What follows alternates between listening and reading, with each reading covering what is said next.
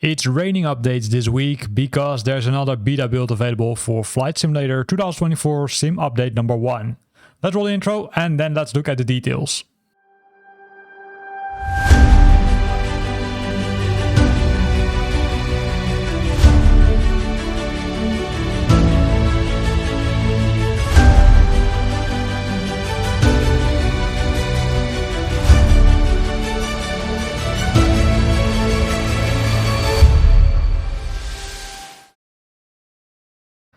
So it's raining updates. This week already the second beta build, the second beta build which has been released this week. It's already the fourth build in total, but it's the second one, this week.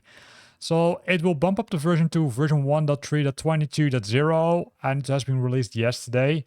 There are some interesting fixes. First of all, for the Xbox, you could experience some flickering issues in certain scenes, and that was caused by the memory usage, which was simply too high.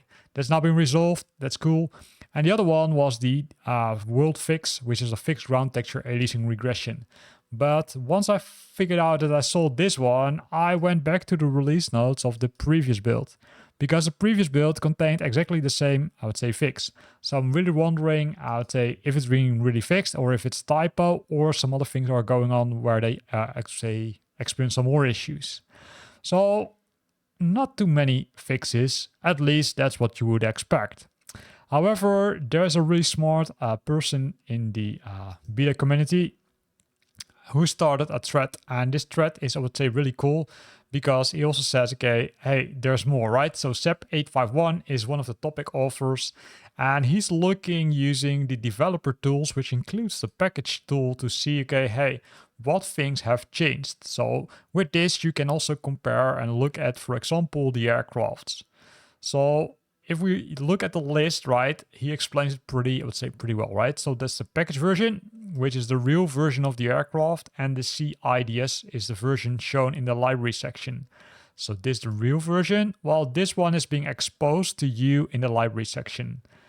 Then there's the build version, that equals the real version package and the minimum package version, because in some game version, because in some cases you will need to have a minimum game version before you can use the aircraft. And it has to do with dependencies, of course, on the on the flight sim software which you're using, but that's the kind of things which you need to understand. And then there's the CIDS, which is the update cycle for the standard aircrafts, right? The other edition is the same number than the package version.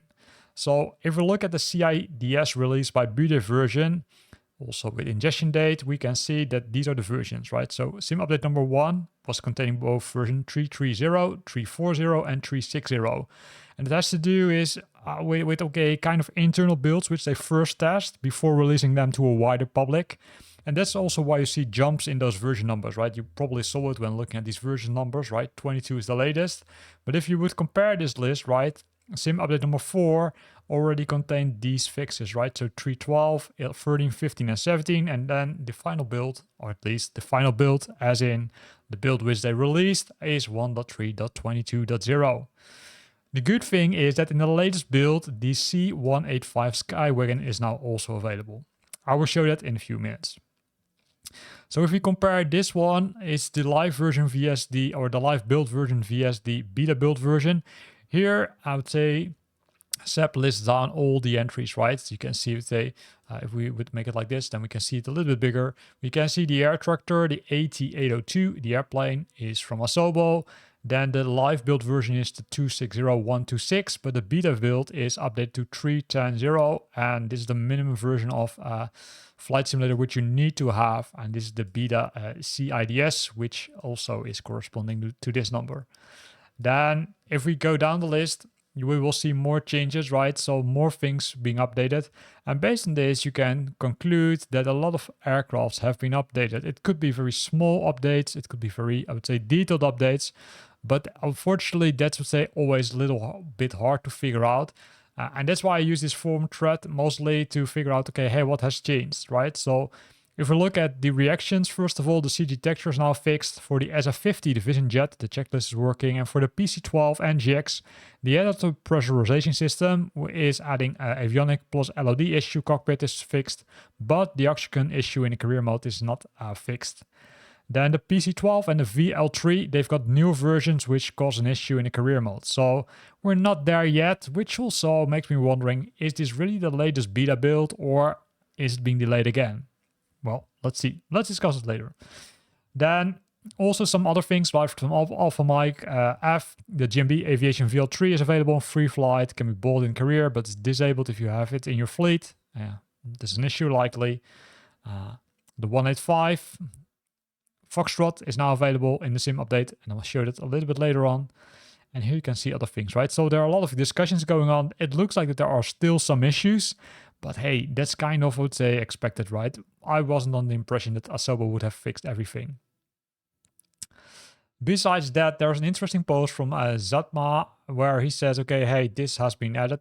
So Boeing 737 MAX, there are some new liveries included. So let's see if that's the case. And finally, we have a working dome on the taxi lights in the ENI A330. So the A330 also has some fixes. And this is what I would say also people are asking, right? Show me the full picture, right? Show me what has been fixed. I do expect that those fixes will be included in the, let's say, final release notes once the update is ready. But let's see. So here's, I would say, the screenshot of Seb, right? Posting his flight things. But how can you check it yourself, right? So I would say, okay, I personally would rely on these forum posts unless you really want to dive into it.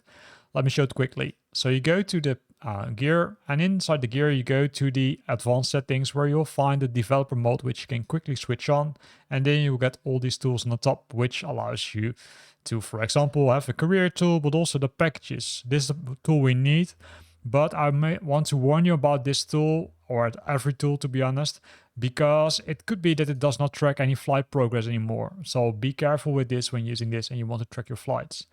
In this case, you can see that a lot of aircrafts are there, right? You can see the ATRs, the junkers, but if you would scroll down, you will find more and more things like the certification, the passive aircrafts, the procedural generation, the sim objects, the trainings, and all of other cool things. But now let's look for that 815, right? Because that's the one we want to look at.